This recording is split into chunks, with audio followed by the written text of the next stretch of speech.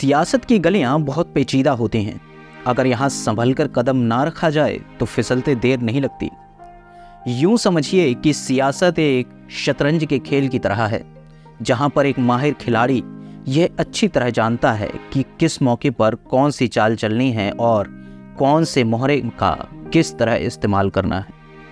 आज बात करेंगे एक ऐसे ही सियासी चाल और एक ऐसे मोहरे की जिसने देखते ही देखते पूरी बाजी पलट कर रख दी।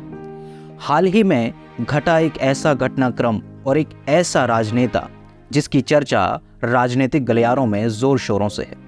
आखिर क्या हुआ 7 अगस्त की उस शाम को? क्या वह था सिर्फ एक इत्तेफाक या एक गहरी राजनीतिक चाल? जानिए मेरे साथ। नमस्कार, वोकल न्यूज में आपका स्वागत है। दोस्तों, राजनीति में कब क्या हो जाए कहना मुश्किल है। कब जीतती हुई बाजी हार में बदल जाए और कब हारा हुआ खेल जीता जा सके, इस बात का अंदाजा लगाना बहुत मुश्किल है। ऐसे ही घटना हाल ही में राज्यसभा में देखने को मिली। राज्यसभा में 7 अगस्त की शाम को जब दिल्ली बिल पर चर्चा हो रही थी तो वोटिंग के दौरान एक ऐसी घटना सामने आई जिसने हर एक उस व्यक्ति को जो कि राजनीति में गहरी दिलचस्पी रखता है उसे सोचने पर मजबूर कर दिया। आखिर क्या हुआ ऐसा? क्या एक राजनीतिक चाल के तहत इस बिल को पास कराया गया या फिर मामला कुछ और था? जानेंगे पूरी खबर, लेकिन उससे पहले हमारे इस चैनल को सब्सक्राइब करें, इस वीडियो को लाइक करें, शेयर करें, कमेंट्स करें और ज़्यादा से ज़्यादा लोगों तक पहुंचाएं। तो आइए बढ़ते हैं अपनी खबर की ओर। दोस्तों, 7 अगस्त 2023 जब राज्यसभा में दिल्ली सर्विस बिल या दिल्ली सेवा बिल को लेकर पक्ष और विपक्ष में जोर शोर से बहस हो रही थी। एक तरफ विपक्ष के सवाल थे तो दूसरी तरफ पक्ष के उत्तर। दिन भर जब बहस चल रही थी उस दौरान राज्यसभा की सीट पर खुद उपराष्ट्रपति यानी जगदीप धनखड़ जी मौजूद थे।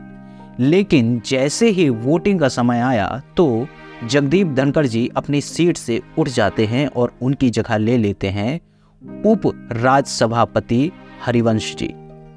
अब यहाँ पर गौर करने वाली बात यह है कि हरिवंश जी राज्यसभा के सदस्य हैं, यानी एक सांसद हैं, वो भी जेडीयू से। और फिलहाल जेडीयू सत्ता पक्ष में नहीं है, यानी वो विपक्ष की भूमिका में नजर आ रही है। विपक्ष का एक सांसद अगर वोटिंग करने से चूक जाए, वो भी ऐसे मौके पर जब एक एक वोट की कीमत इतनी ज्यादा है कि खुद बीमार हालत में डॉक्टर मनमोहन सिंह और शिबू सोरेन जैसे नेता वोटिंग करने के लिए मौजूद हैं, ऐसी हालत में जेडीयू के एक सांसद का वोटिंग ना करना विपक्ष के लिए किस तरह घाटे का सौदा साबित हुआ। दरअसल जेडीयू के राज्यसभा में 5 सांसद हैं, जिसमें से एक हरिवंश भी हैं और हरिवंश फिलहाल में राज्यसभा के उपसभापति भी हैं। विपक्ष की तरह से ये भरपूर कोशिश की जा रही थी कि इस दिल्ली सर्विस बिल को पास ना होने दिया जाए। कांग्रेस, आम आदमी पार्टी ने पूरे विपक्ष को जोड़ने की कोशिश की थी। एक एक वोट कीमती था। यह पूरी कोशिश की जा रही थी कि इस बिल को बीजेपी किसी तरह से पास न करा सके। लेकिन बीजेपी के द्वारा एक ऐसी चाल चली गई, या फिर हम यूं कहें कि एक इत्तेफाक ही था, कि विपक्ष के खेमे से एक वोट को छीन लिया गया। और वो इस तरह कि ऐन मौके पर यानी वोटिंग के टाइम राज्यसभा के सभापति यानी उपराष्ट्रपति जगदीप धनखड़ जी अपनी सीट से हट जाते हैं और उनकी जगह उपसभापति हरिवंश ले लेते हैं, और इस तरह विपक्ष का एक वोट कम हो जाता है। और केवल इतना ही नहीं, विपक्ष की तरफ से कुछ और सांसद भी गायब नजर आए, जिनमें से सबसे पहले थे जयंत चौधरी और कपिल सिब्बल। कपिल सिब्बल जो बात बात पर बीजेपी को पानी पीकर कोसते थे, वे वोटिंग के ऐन मौके पर सदन में मौजूद नहीं थे। और केवल इतना ही नहीं, भारत के पूर्व प्रधानमंत्री एचडी देवेगौड़ा जो कि जेडीएस से सांसद हैं राज्यसभा के, वे भी इस वोटिंग के दौरान मौजूद नहीं थे। गौर करने वाली बात यह भी है कि देवेगौड़ा को कांग्रेस ने ही सहायता देकर राज्यसभा में पहुंचाया था। इस मौके पर ये तीनों नेता मौजूद नहीं थे।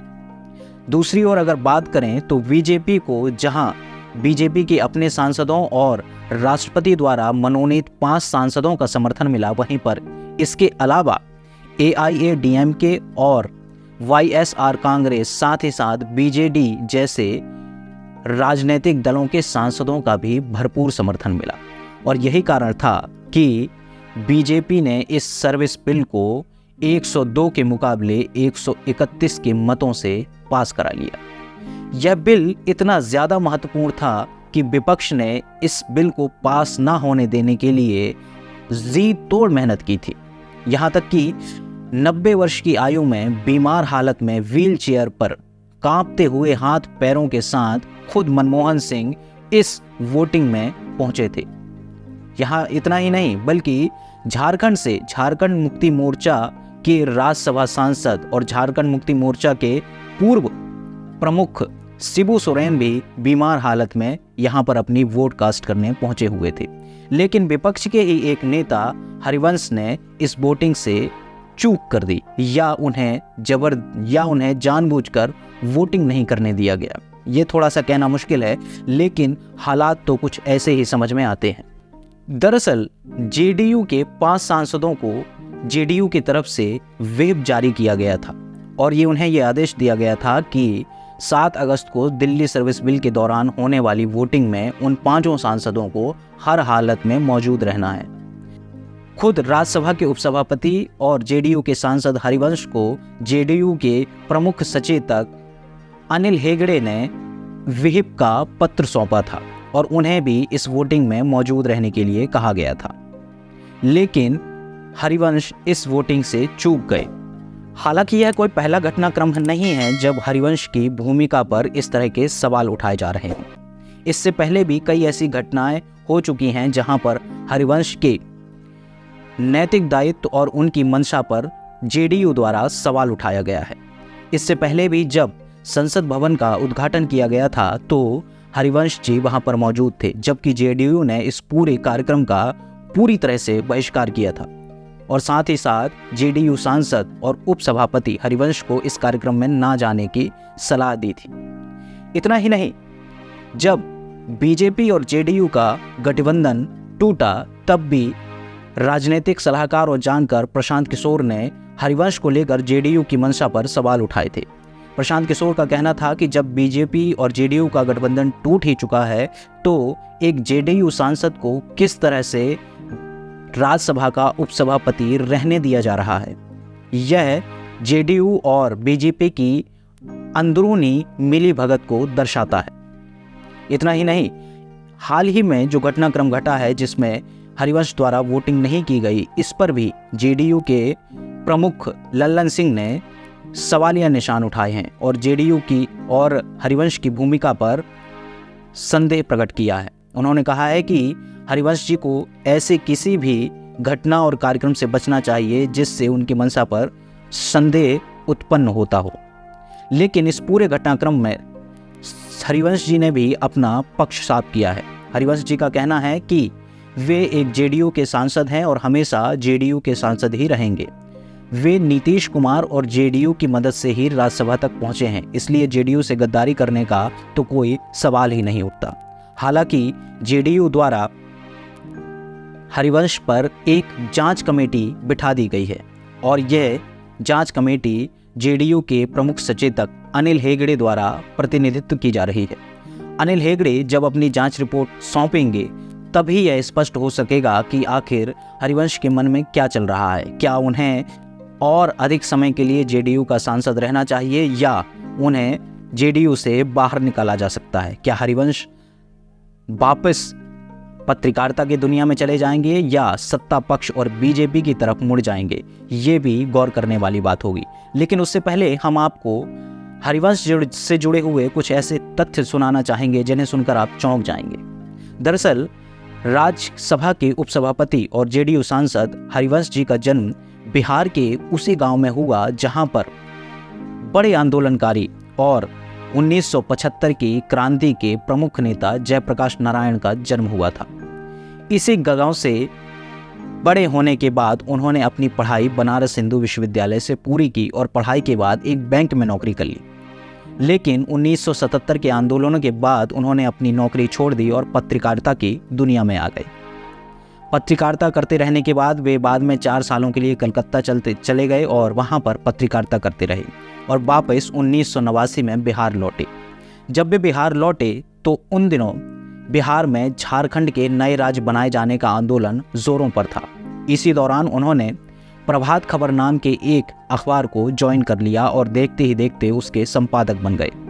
हरिवंश जी अपनी संपादकीय के दौरान झारखंड आंदोलन का एक प्रमुख चेहरा बन गए।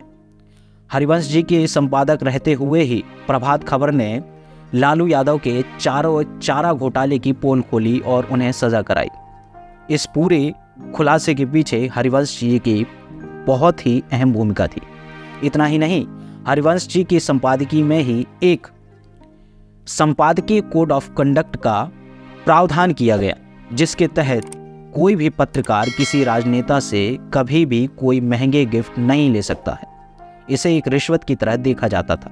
लेकिन दिलचस्प बात यह है कि पत्रकार रहते हुए ही खुद हरिवंश जी ने जेडीयू के प्रमुख नीतीश जी से राज्यसभा की कुर्सी प्राप्त कर ली और 2014 में वे राज्यसभा पहुंचे। 2017 में जब बीजेपी और जेडीयू का गठबंधन हुआ और जेडीयू आरजेडी से अलग हुई, इस पूरे घटनाक्रम में हरिवंश जी की अहम भूमिका थी। हरिवंश जी ने ही जेडीयू और आरजेडी के गठबंधन को अलग किया और बीजेपी से जुड़ने का फैसला किया। इस गठबंधन के बाद ही उन्हें इस पूरे घटनाक्रम का एक इनाम भी मिला और वो इनाम ये था कि 2018 में वे राज्यसभा के उपसभापति बना दिए गए। हालांकि राज्यसभा के उपसभापति की सीट पहले बीजेडी पार्टी के पास जाने वाली थी, लेकिन बीजेडी पार्टी के प्रमुख नवीन पटनायक ने इस पद को ग्रहण करने से मना कर दिया। इसके बाद 2020 में भी बीजेडी को ही यह प्रस्ताव दिया गया था कि वे राज्यसभा के उपसभापति पद को मनोनीत करें, लेकिन इस बार भी बीजेडी ने मना कर दिया और एक बार फिर हरिवंश जी ही राज्यसभा के उपसभापति बना दिए गए।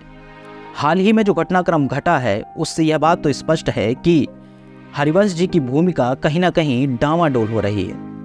अब इसमें बीजेपी की कितनी भूमिका है और जेडीपी का भविष्य में क्या रुख होता है, यह भी देखने वाली बात होगी। साथ ही साथ यह भी देखना मुनासिब होगा कि अनिल हेगड़े की जांच रिपोर्ट हरिवंश के विषय में क्या राय व्यक्त करती है और क्या भविष्य में हरिवंश जी जेडीयू से निकाले जाएंगे, क्या वे वापस पत्रकारिता में जाएंगे या बीजेपी की ओर मुड़ेंगे या भविष्य कुछ और ही होगा। तब तक के लिए इंतजार कीजिए और मुझे दीजिए अनुमति। नमस्कार। इसी तरह की रोचक और दिलचस्प खबरों के लिए जुड़े रहिए वोकल न्यूज़ के साथ और मुझे दीजिए अनुमति। नमस्कार।